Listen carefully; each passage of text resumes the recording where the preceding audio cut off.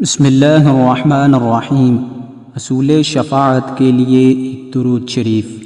حضرت طاؤس رحمۃ اللہ علیہ نے حضرت ابن عباس رضی اللہ تعالی عنہما سے نقل کیا ہے کہ وہ یہ درود شریف پڑھا کرتے تھے اور فرماتے تھے کہ جو شخص اس طرح درود شریف پڑھا کرے پھر آپ صلی اللہ علیہ وسلم اس کی شفاعت فرمائیں گے اور اس کو اور اس کے والدین، عزیز و اقارب اور دوست احباب کو بھی رتبہ شفاعت عطا فرمائیں گے۔